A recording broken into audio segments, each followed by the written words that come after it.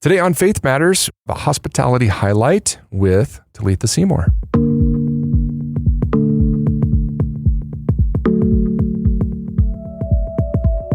I'm Dan Jarms, and you're listening to Faith Matters, a podcast to help update you on matters of Faith Bible Church, as well as equip you in matters of the Christian faith.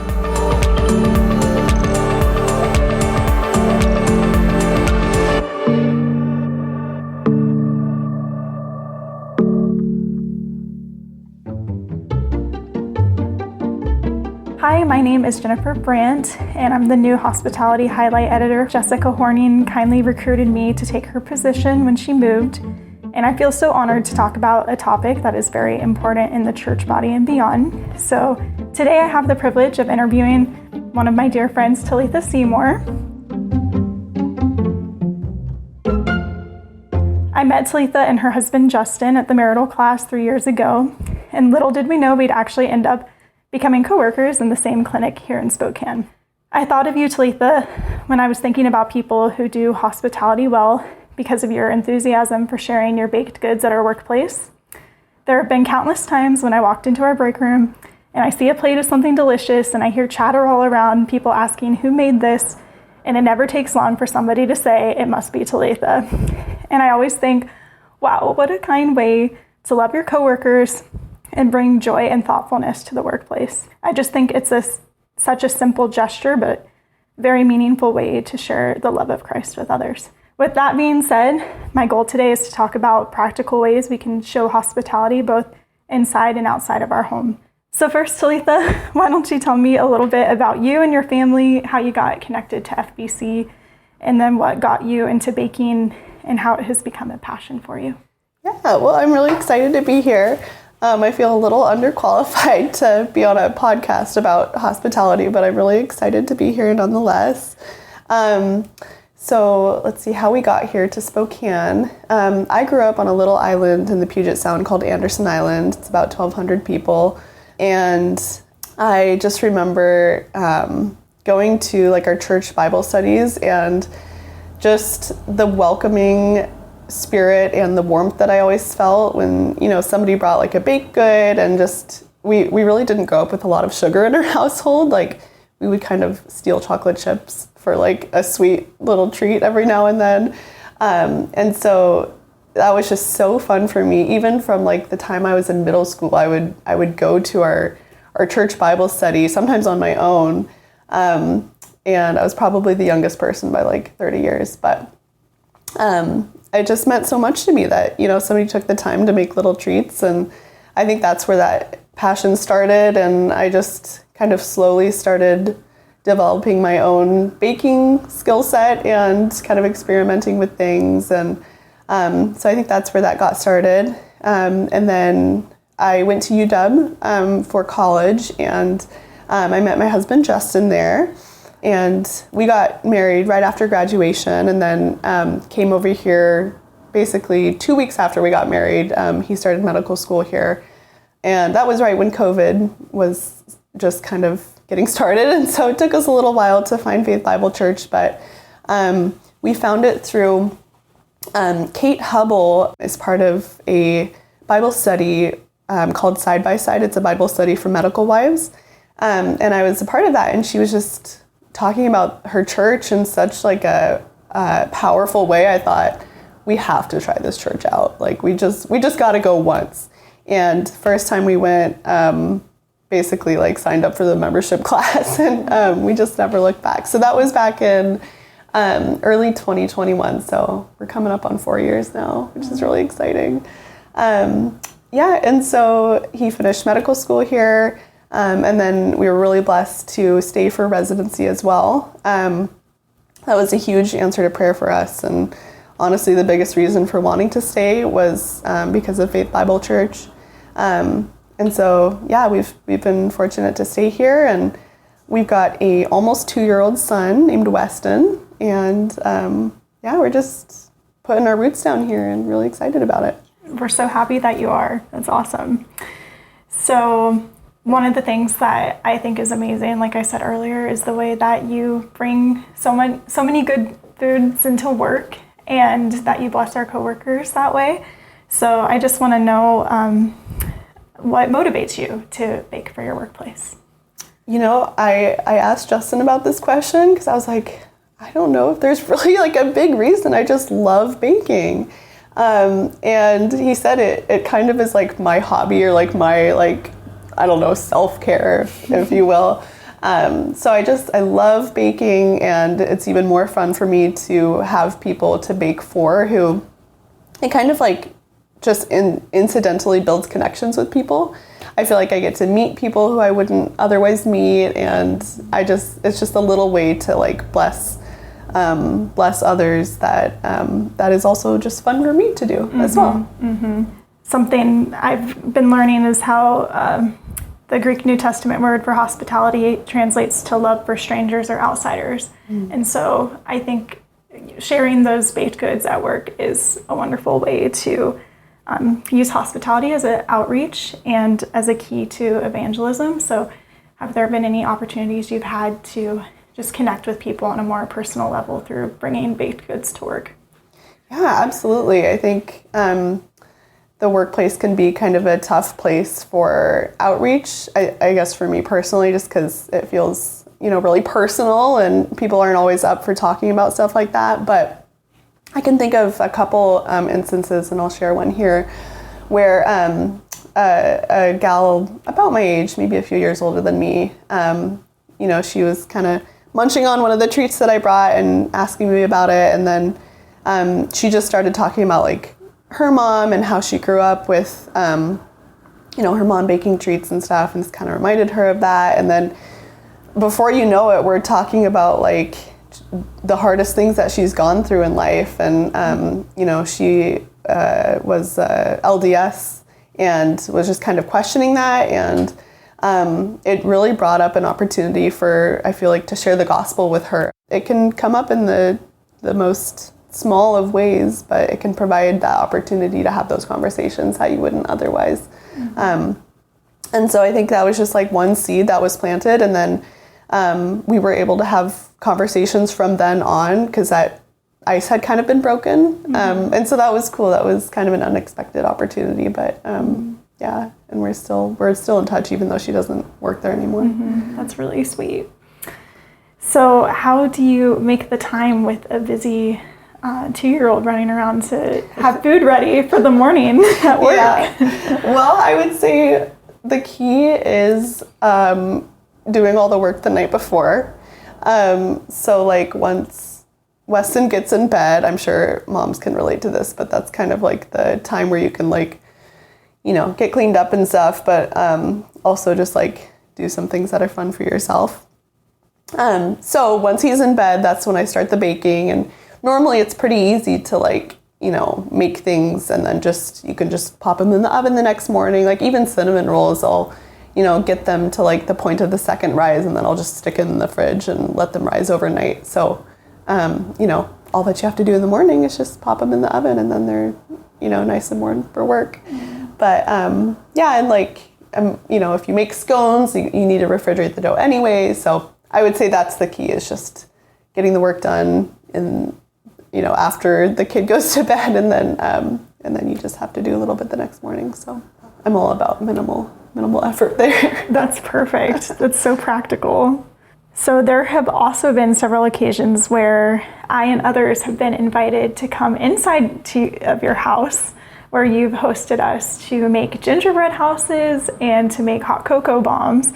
So that was also a really sweet treat around the holiday season. It's actually something I almost look forward to each year. What is Talitha going to invite us over to make? Soon. I'm working on it. Yeah. So what made you decide to start hosting events like that?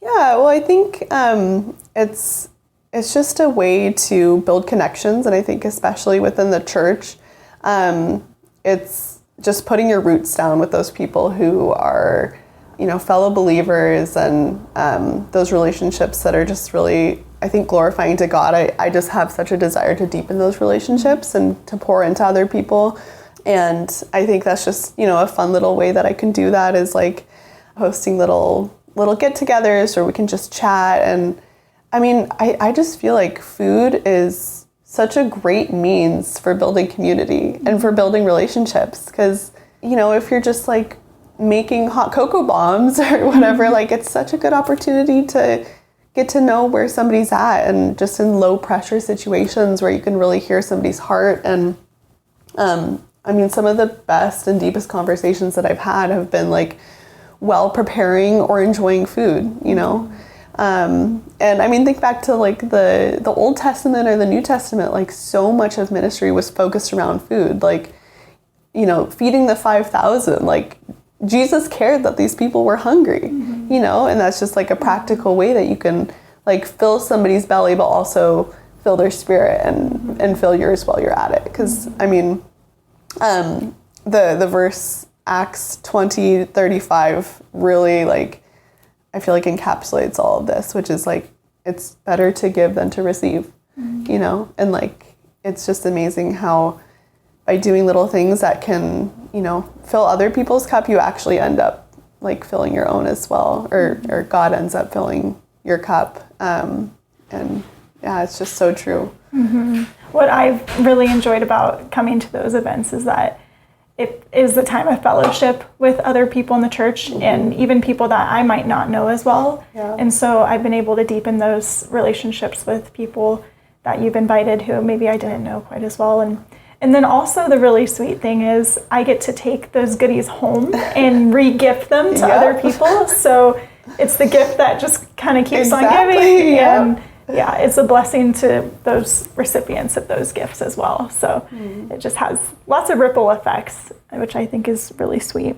So there have also been occasions where I've heard that you have gotten together with other people to do weekly meal preps, specifically young moms with newborns. So can you tell me a little bit about that? Yeah. So I think in busy seasons of life, it can be really hard to honestly just put dinner on the table. You know, if you're working, or if you have a newborn, or even if you just have a toddler. I mean, all of those things are just things that can make it hard to get dinner ready. But I think, you know, as many people have found and believe that like sitting around the table as a family, you know, for dinner time especially, is just so important. And that's where you can hear about how somebody's doing, or you know, just talk about your day and be together as a family. So yeah, I've done this just a couple times. There's some really good resources online with like freezer crock pot meals, and you just buy a bunch of food in bulk. Like Hillary Flock and Grace Long and I got together. I think Grace was working full time.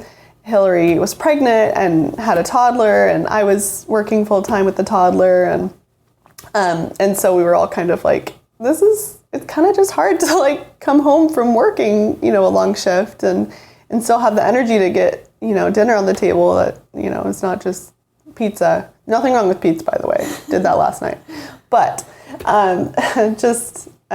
you know, sometimes it's just nice to come home with something ready for dinner.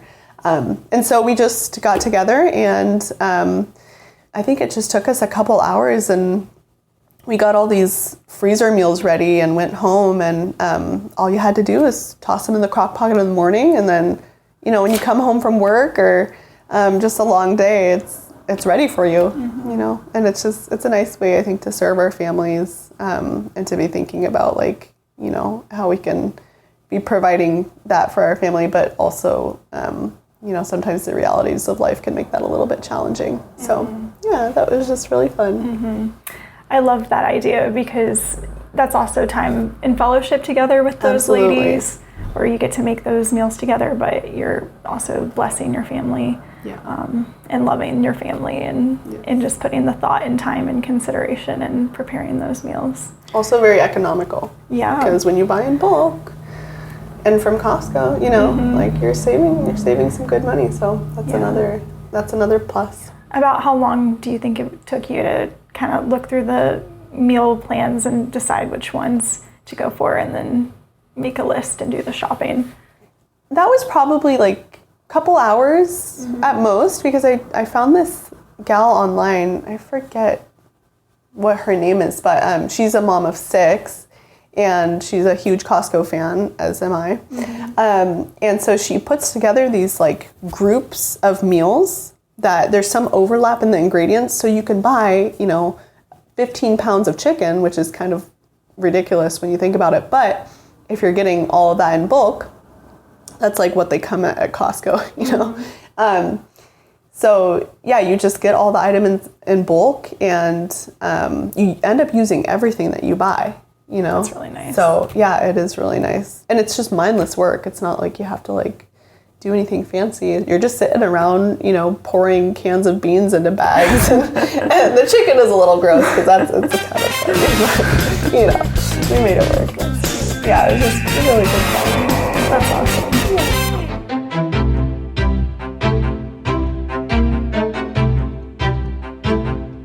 Let's talk about these salted caramel apple bars. They are amazing, by the way. So what is special about these? And then tell us what goes into preparing them. I grew up with like a orchard in like our backyard. We had like lots of fruit trees, and so I am just the biggest fan of like apples, pears, peaches. Like fruit is just like my favorite thing in the world. So that's part of the reason I love these, is because it incorporates like fresh fruit into it, which is really fun. But also, one of my big passions is baking pies. But anyone who's made a pie knows that it's kind of a lot of work, and it's not super convenient.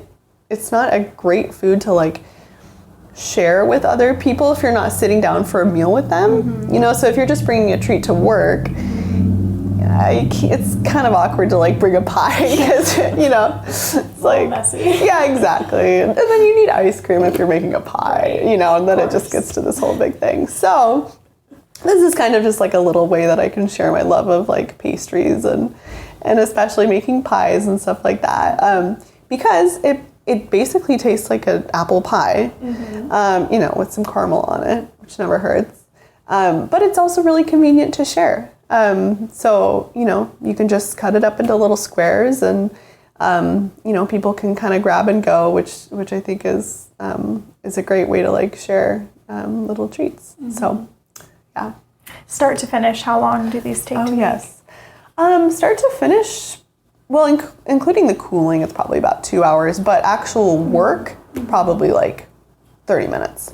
So, you start by mixing up a shortbread crust, which is really simple. I think it's just sugar, butter, melted butter, flour, and a couple other things. And then you press that into your pan, and then you bake it for a little bit. And then while it's baking, you can get the filling ready, which is literally just apples, which are sliced really thin, and then cinnamon and nutmeg and a little flour. That's all the apple filling is. So you mix that together, and then the top is just a really simple streusel. So of course, your oats and your brown sugar and your flour, and then cold butter. And then once the shortbread crust is baked for a little bit, it's kind of like pre-baked so it doesn't get, soggy. Once that's baked for a little bit, you just put the apple filling on top, and you can kind of press it down a little bit so it's a little more compact, and then you just put the streusel on top and bake it for, I think, another 30 minutes. And then I like to put some caramel sauce on top, because who doesn't love caramel? Definitely can't forget the caramel. That's probably my favorite part. You can never go wrong with salted caramel. Right, no, you can't. They're delicious. So thank you. Yes, well, thank you so much for sharing this recipe, and for just being so good at hospitality to people in our church and people outside of our church, and I feel so blessed to have you at work, and to just see you being a witness, somebody making disciples of Christ at work and loving people so well through providing delicious things for them. So thank you. Thank you. This was really fun. Yes. Well, see you guys on the next podcast.